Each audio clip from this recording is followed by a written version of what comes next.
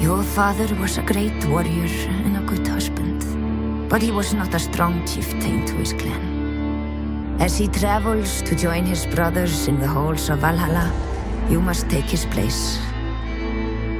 Our clan is beset by petty squabbles. Some amongst our people would contest your claim to leadership, as they saw discord our neighbors plot against us. We're sitting down with Logic Artists to get a look at the new Expeditions Viking. So take it away, Alex. Show us the game. Sure. First of all, thanks for coming by, guys.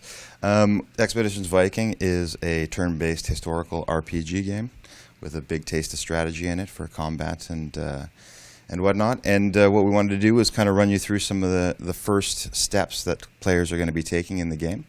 And so we've got this nice build here for you, and the first thing that we were going to show you is our character creation screen. So you get an option to customize your character in a variety of different ways. You can have a normal build, sort of a bit more of a wiry, thin build, or a much larger, burly size build, and those work both for the male and female characters so that you can customize your size any way you want. As well, we've got a number of other delightful things, like what's particularly exciting for me is the variety of beards that you can select. Viking. Gotta have that in a Viking game. Absolutely. I mean, Vikings were known for their grooming and their beard work, and we wanted to make sure that players could get the opportunity to kind of, especially if they can't grow a particularly rich and full beard, Not everyone is as well endowed there. There are bonuses and penalties to having hair like this. But anyway, so what I was thinking I would do is just kind of show you a couple things here. We've got some hair color, and you can get a bit more tanned, a bit more pale, depending on what region of Denmark you feel like your character's in, or if they're a bit more of a farmer.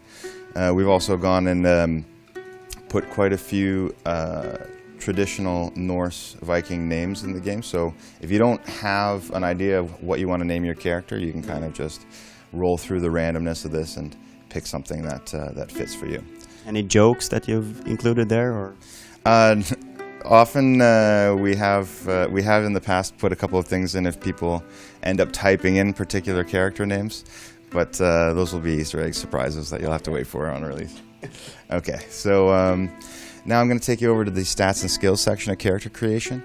One of the things we're doing in this game, Expeditions Viking is a sequel, or more of like a second game in the series to a game we released in 2013 called Expeditions Conquistador, and that was a bit more strategy heavy.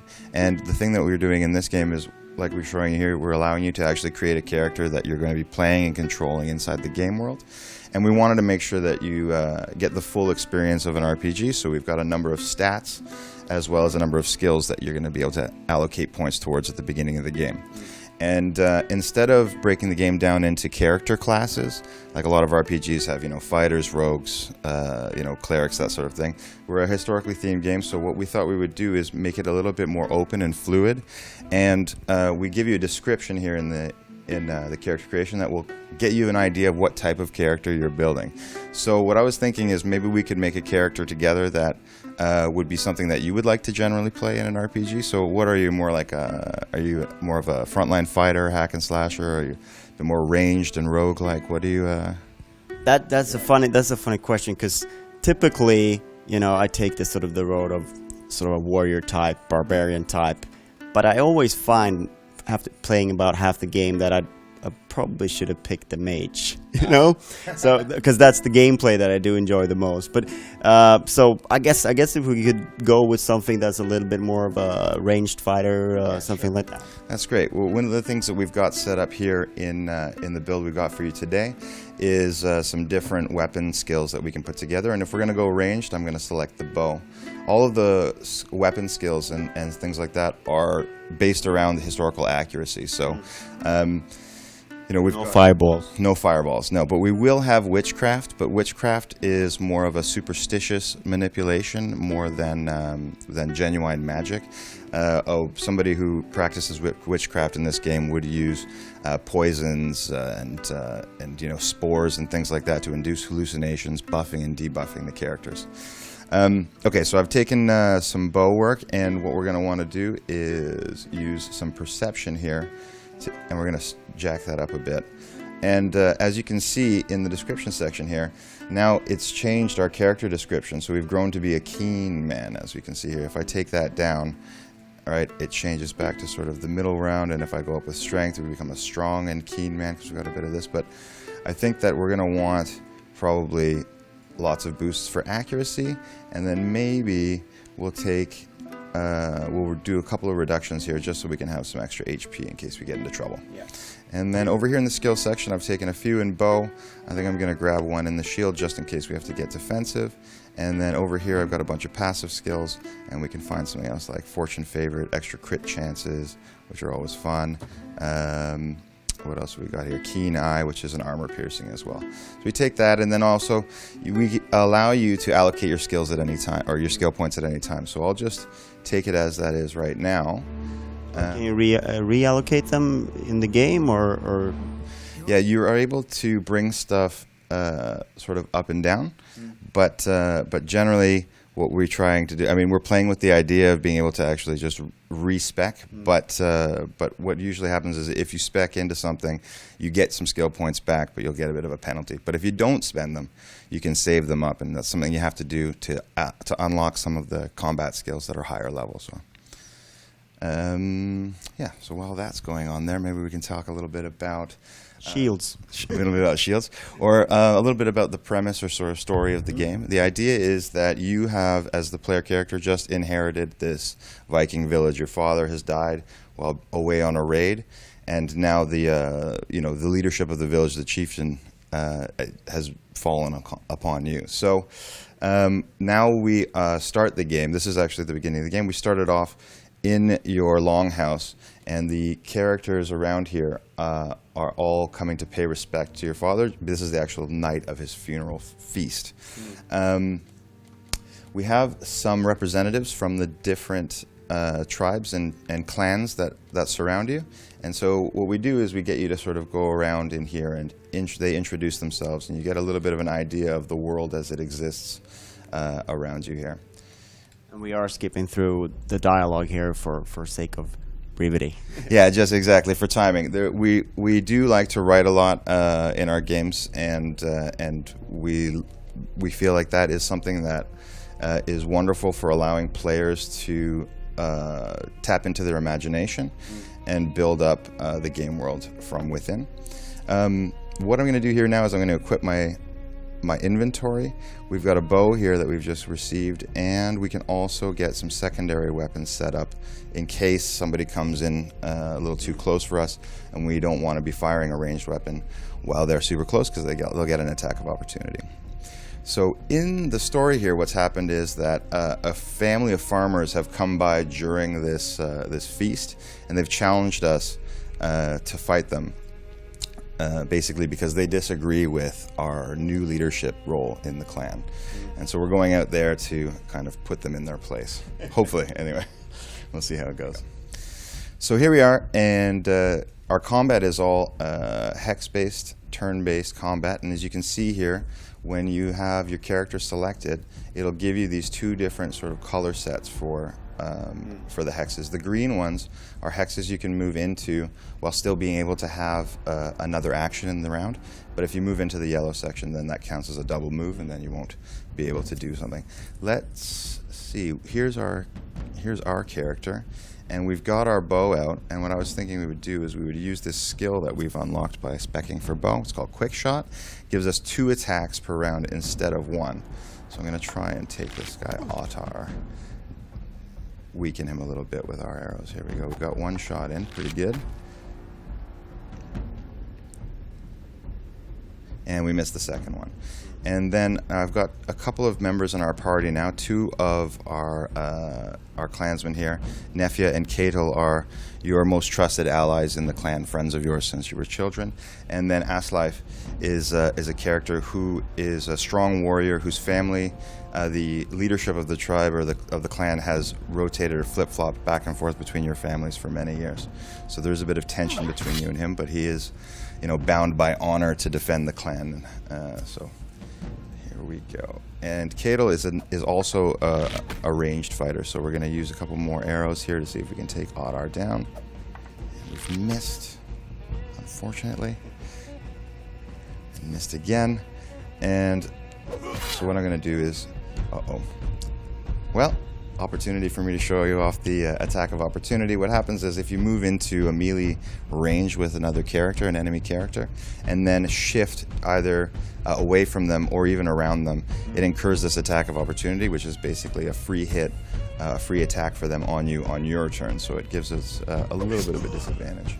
So what determines the outcome there? Is it your character stats and their character stats, and then a dice roll, or? For attack of opportunity?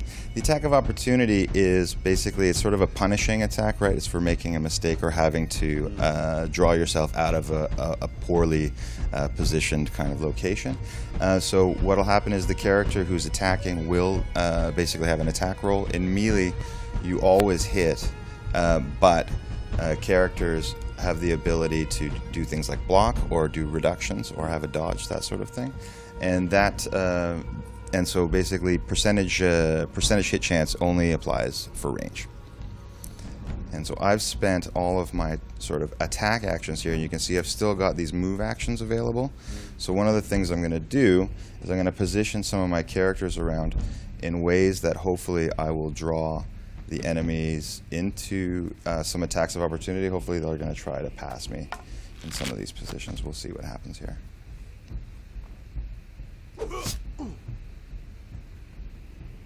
So here we've just gotten one there. This is nice, and Aslav is very strong, so it's a... And what you saw there was Aslav got this attack of opportunity on the first character, but then you only get one attack of opportunity per round. So the second character was actually able to pass by him in that situation, and that is a strategic maneuver that you can use. You know, you can maybe send one of your tankier characters through a space where they're going to draw some of those attacks, and then maybe put one of your, you know, sort of DPS, like hard hitting, more damage-based characters through that same area without having to deal with the threat. So now, our character, who's a ranged character, if we attack right now this way, we're going to end up, you know, incurring this attack of opportunity from him. So I'm going to switch weapons, and I'm going to do a melee attack here. And there we go. We've gone quite well there, and I'm going to try to finish this fellow off with a ranged attack, just like this. So what we've done here is just skipped ahead a little bit in the game. Because what I wanted to show you guys was this dueling system that we have. So what's happened within the story right now is that Aslav, one of these characters we've talked about slightly earlier, who is a strong fighting member of another family inside of your clan, has challenged you to duel for leadership, and you've accepted the challenge at this point. And now we have to do a battle of 3 shields. So we have to knock or destroy the shield of the opponent, or basically knock them down in this scenario 3 times for us to succeed, and then have leadership of the clan. It is a little bit of a harder challenge as a ranged character right now, because we have a couple of dirty tricks that we're going to be allowing you to do a little bit later in development, to give, to sort of sway the tide of the battle. And allow you to use your wits a little bit more if you're not really spec'd for melee combat as he is. But we're going to try and overcome him anyway at this point, and just see what happens. I mean, I'm hoping that I'll be able to defeat him, but we'll have to see. So one of the things I'm going to do here is, after I talk to him, we also give you the option of letting one of your Huskarls, one of your followers, take place, like fight in your place as your champion. But today I think I would like to have the opportunity and excitement of potentially failing epically in front of you guys. So, no pressure. No pressure. No pressure. So, right now, I'm going to switch over to our bow again. And as you can see, we've got enough room here in the green tiled area that he would be able to move up and attack us here quite easily. So what I'm going to do is I'm going to try to sort of jog him around a little bit.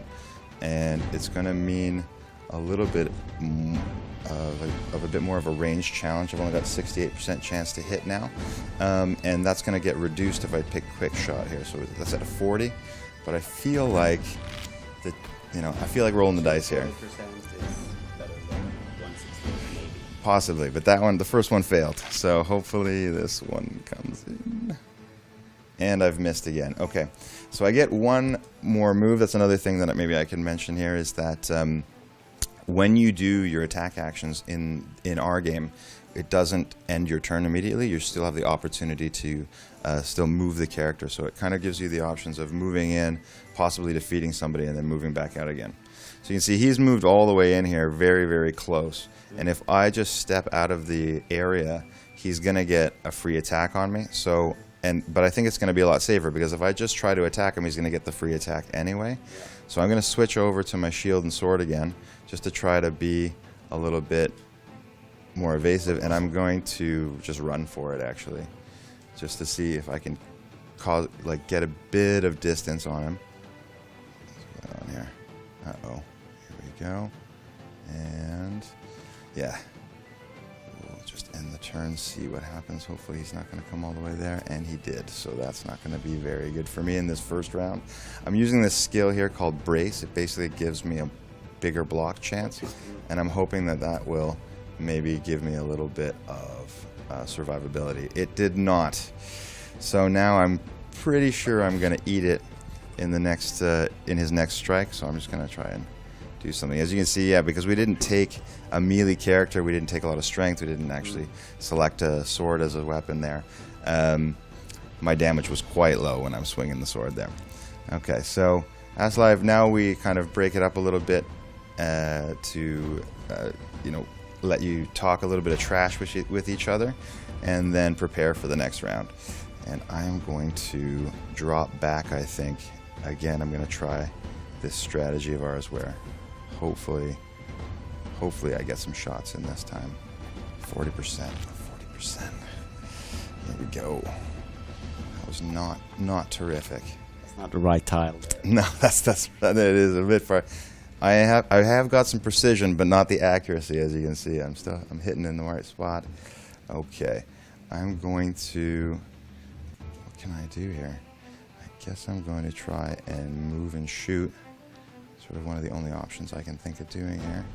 It's a bit dangerous, and I moved a little bit too far actually, so I'm going to need to keep moving so that hopefully he won't be inside range of us this time. Ah, he's really on top of us. All right, it's not boding too well for me here. So I'm going to either take an attack of opportunity from leaving or an attack of opportunity from shooting. So I'm thinking at this point blank range, maybe we're going to get somewhere. It's not looking very good for me today. Oh, and I've missed my 85% chance. One of the things, this is a true percentage setup. So when you see 85%, there is still that 15% chance you're going to miss. I know it can drive some people a bit crazy, but we like to make sure that people really do get. But there's no permadeath, right? So no, that's absolutely right. So what'll happen if your character falls in combat is that when they're down, you're going to end up incurring a percentage chance to have an injury, and those injuries cause penalties throughout sort of the other elements of the game, both inside of combat and outside of combat.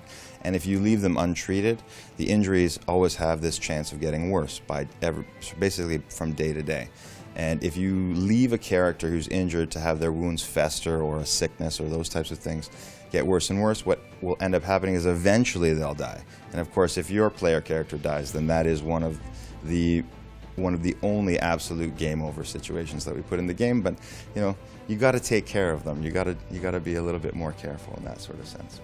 Okay, so we're down 2 shields. It's not looking great, but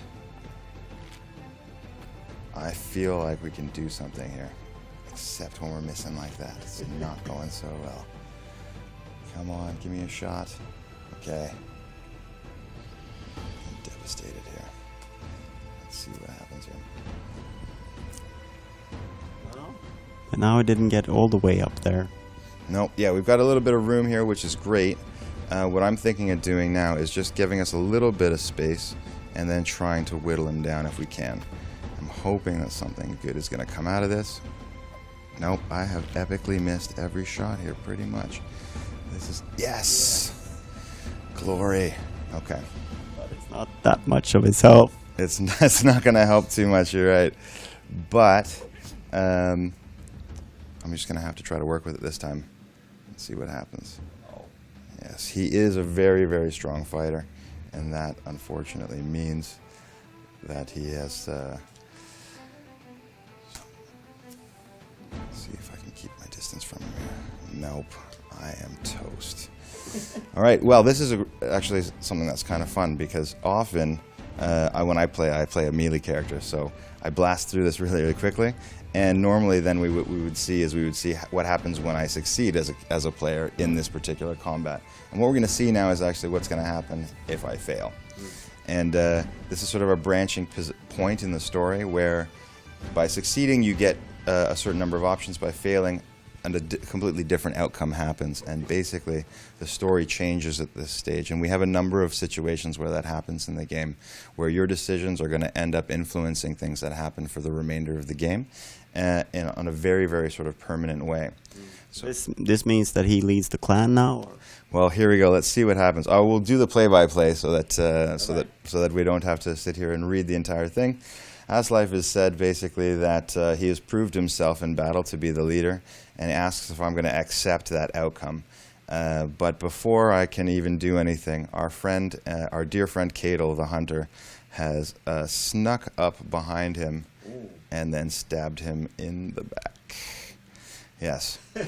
So that's one way to win. Things get a little dark here. So what happens basically is that Cadel, who cannot accept this outcome, comes to your defense, kills Aslife, and then because Aslife's friends are there, they draw and come to attack, and your friends end up killing them all as well. And then we get drafted with this option, another dramatic choice here, which is basically, do we kill Cadel, one of our dearest and closest friends, for ruining the honor of this sacred event? Do we spare him, or do we keep it kind of quiet, or do we spare him and well, threaten him with if anybody finds out, basically. Bad things happening. So I've decided to spare him. He is our dear friend, and he makes some mistakes, but I think that maybe we're going to need him later, in the battles to come. So I'm going to have to keep somebody trustworthy like that. I mean, trustworthy at least on our part, but maybe not so much for our enemies. Anyway, so yeah, so I think that's maybe a good place to take a little break here if you want to chat a bit more. I think we'll wrap it up there. Yeah, great. What's the roadmap ahead with the game? So we're looking at presenting a couple of events publicly coming up. So we're going to be at Rezzed in the UK next month, as well as PAX East over in Boston, or here in Boston because we're in the States right now.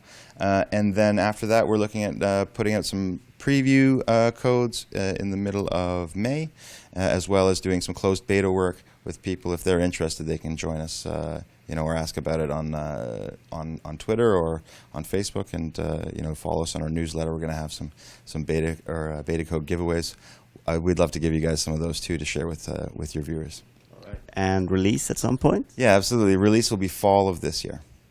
Thank you so much for your time. Thanks for coming by. Nice to see you guys.